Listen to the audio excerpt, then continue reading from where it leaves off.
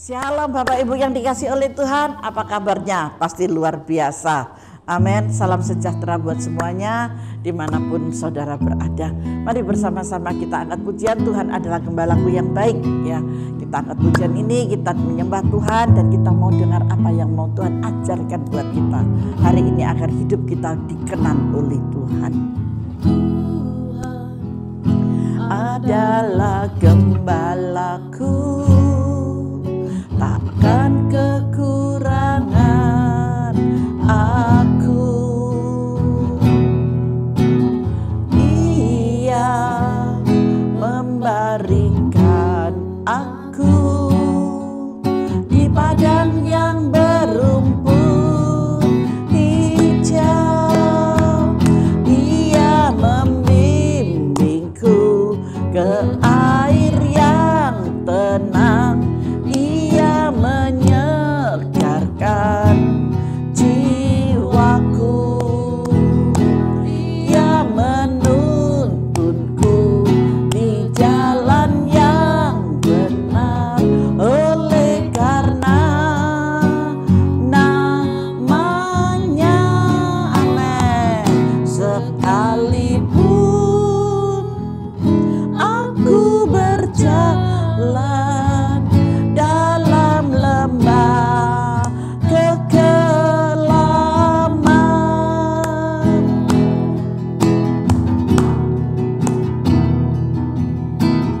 aku tidak takut bahaya, sebab Engkau besertaku.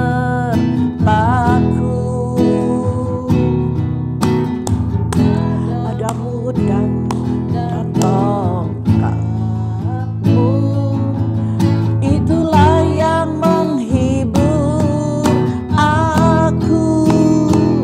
Ia membimbingku ke air yang tenang. Ia menyegarkan jiwaku. Ia menuntunku di jalan yang benar. Oleh karena namanya, sekalipun aku berjalan dalam lembah kekelaman, membimbingku ke air yang tenang. Ia menyegarkan jiwaku. Ia menuntunku di jalan yang benar. Oleh karena namanya, amin, amin. Aku berjalan dalam lembah kekelaman, amin, amin. Sekalipun akan diam dalam rumahan sepanjang masa. Dengan kemuliaan bagi kita, mari kita sembah Dia. Haleluya, haleluya, haleluya. Bapa, terima kasih buat tuntunan di dalam jalan kebenaran-Mu. Sebab aku mau tinggal di rumah-Mu ya Tuhan, sepanjang masa, sepanjang hidup kami ya Bapa. Haleluya. Bapa, terima kasih. Bapa, terima kasih. Haleluya. Haleluya, haleluya. Glory, glory bagimu. Glory bagimu Tuhan.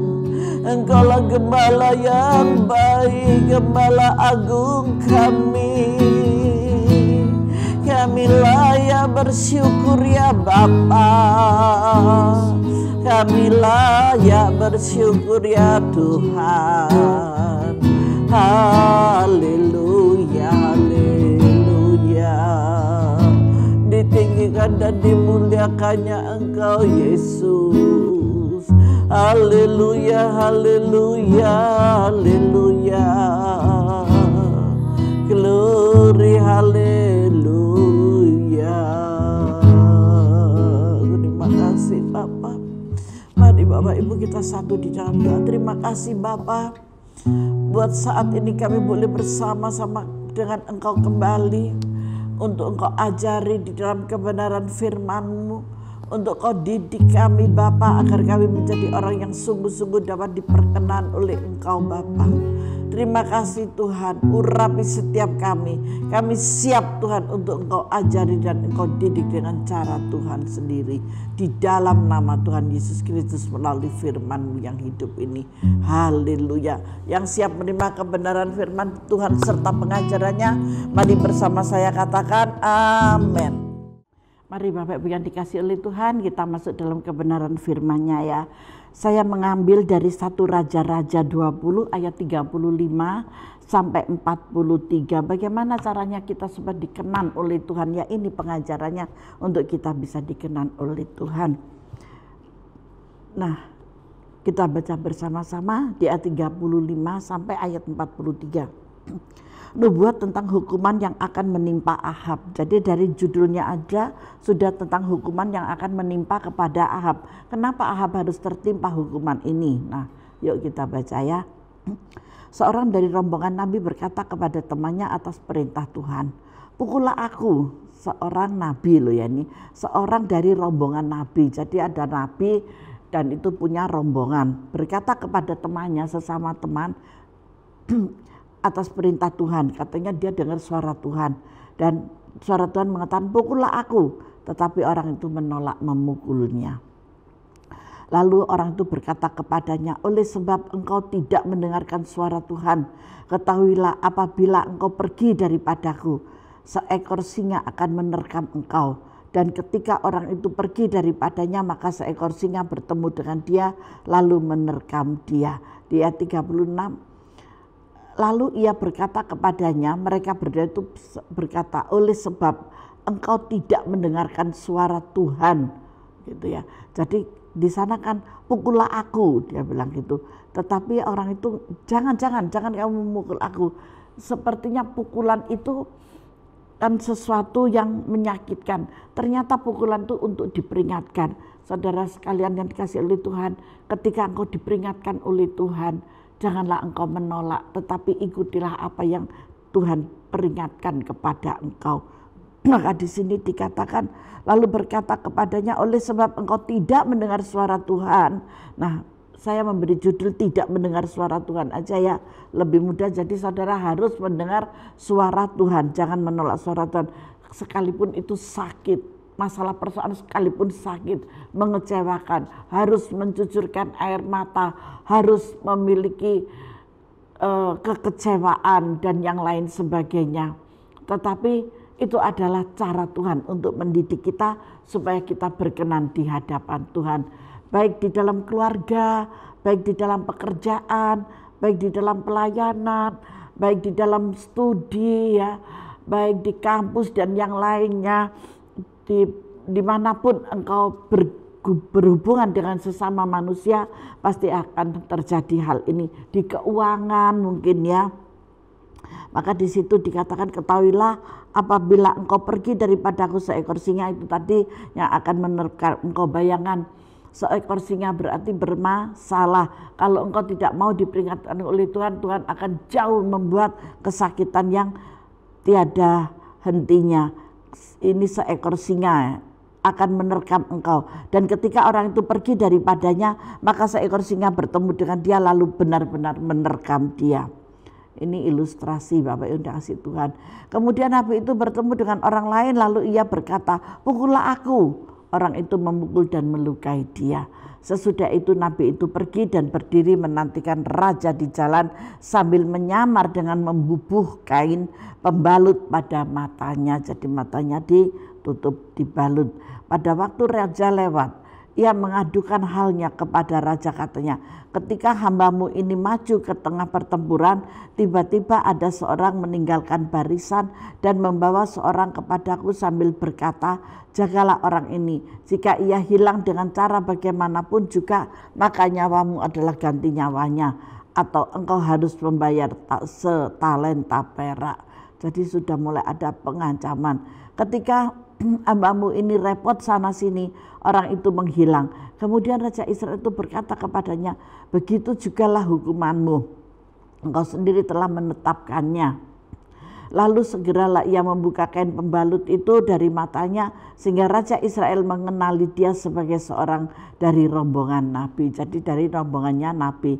Kata nabi itu kepadanya, beginilah firman Tuhan Allah, karena engkau telah membiarkan lolos orang-orang dikhususkan bagiku untuk ditumpas, maka nyawamu adalah ganti nyawanya dan rakyatmu ganti rakyatnya. Lalu Raja Israel pergi ke istananya dengan kesal hati dan gusar, maka sampailah ia di Samaria karena tidak mau mengikuti apa yang dikatakan oleh Tuhan. Ketika Tuhan katakan pukullah, pukullah. Karena apa? Di sini saya tulis ya, kebahagiaan terbesar kita, orang percaya bukan sekedar karena kita mengalami mujizat dan menerima jawaban doa serta harapan yang terjadi, tetapi ketika kita mendengarkan suara Tuhan. Paham di sini Bapak Ibu, suara Tuhan itu akan mengalahkan segala yang ada. Itu baru dikatakan bahagia. Bagaimana sih suara Tuhan itu? Ketika kita berintim dengan Tuhan, kita akan paham sekali dengan suaranya. Suaranya yang lembut, suaranya yang penuh cinta, suaranya yang menyentuh hati.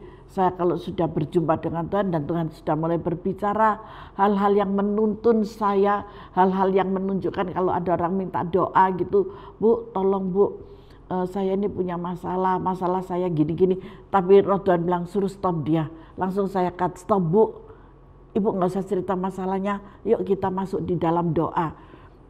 Loh Bu, saya mau cerita dulu, jangan. Kalau Ibu ke dukun, Ibu harus cerita masalahnya Ibu. Tapi hari ini Ibu bukan ke dukun, datang kepada Tuhan lewat saya.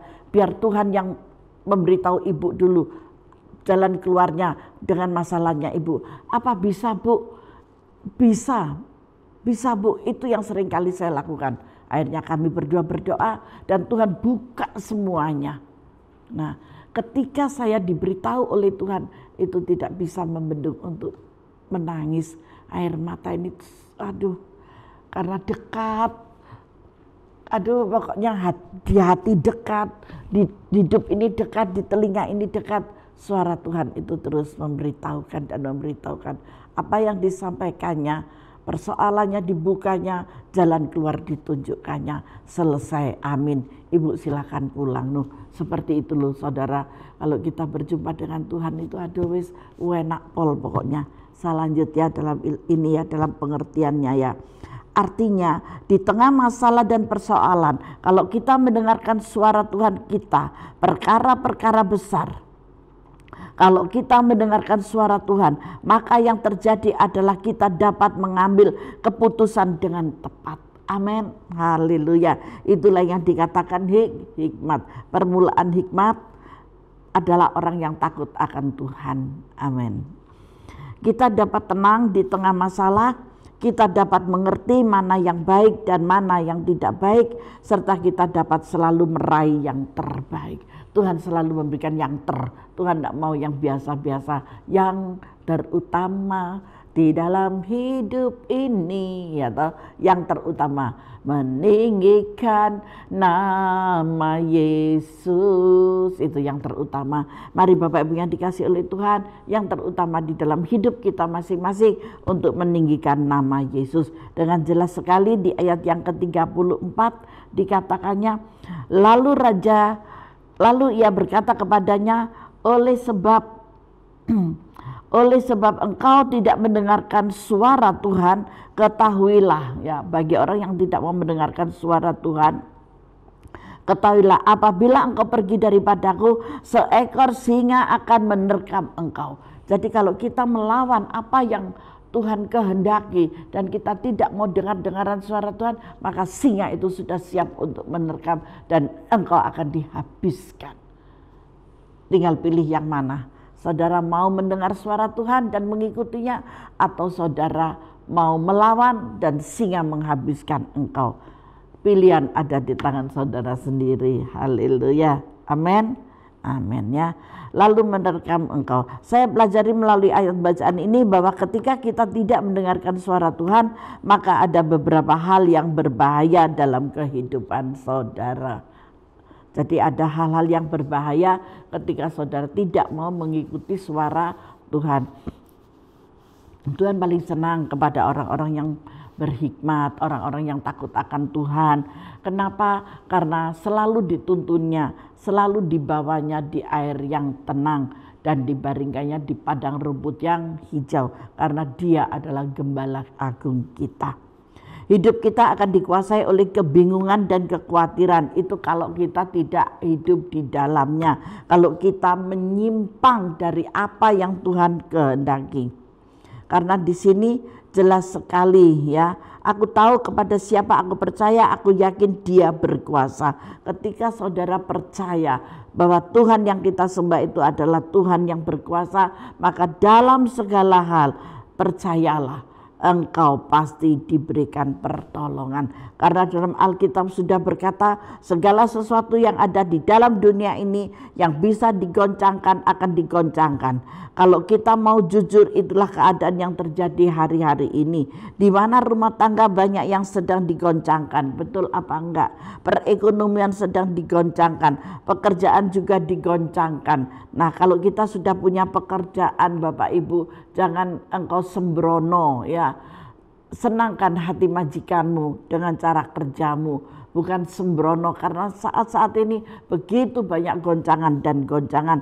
Bukan hanya di dalam kebisnis kita saja, bukan hanya di dalam rumah tangga saja, dunia politik pun digoncangkan. Amin, paham ya? Dunia politik digoncangkan. Hari-hari ini sangat luar biasa sekali pekerjaan iblis untuk menghancurkan di dalam kehidupan orang-orang yang bersandar kepada Tuhan sepenuhnya. Bukan cuma orang Kristen, agama apapun, kita saat ini sedang bersandar kepada kuasa Sang Pencipta langit dan bumi ini. Karena ciptaan langit dan bumi bukan diciptakan oleh tangan manusia, tukang-tukang bangunan, tetapi oleh tangan yang berkuasa, tangan yang membawa mujizat buat kita. Ketika Dia berfirman, semuanya jadi. Itu adalah satu mujizat yang luar biasa. Tangan itu yang mengerjakannya, dan kita bersandar kepada tangan yang berkuasa itu, Yesus Kristus Tuhan namanya. Dia putra Allah yang tunggal, Dia kudus adanya, dan Dia berkenan di hadapannya.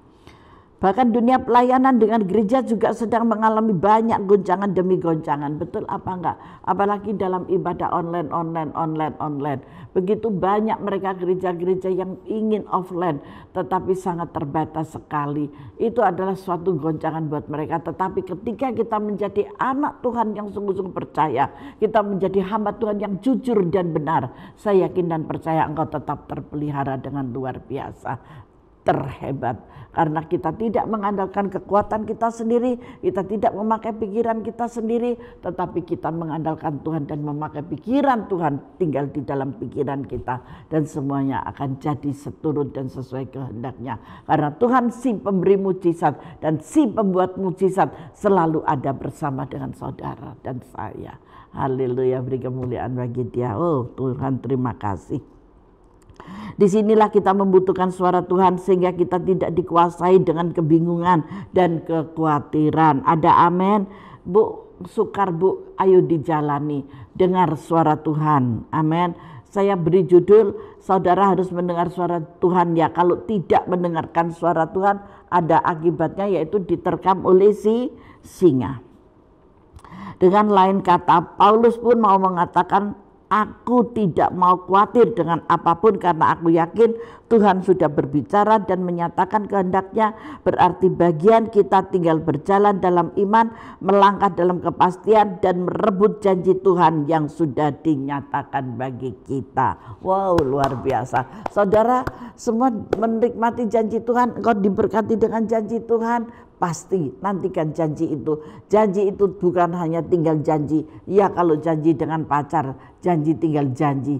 Tetapi janji dengan Tuhan dan Tuhan yang berjanji dengan saudara selalu akan ditepati dan ditepati. Amin. Hal yang kedua, hati kita akan menjadi keras. Ada banyak orang yang menyebut dirinya Kristen tetapi tidak suka beribadah ke gereja. Apalagi ini suatu kebetulan yang luar biasa kalau onlinean ini. Ibadah Bu, oh ibadah, padahal tidak mengikuti ibadah.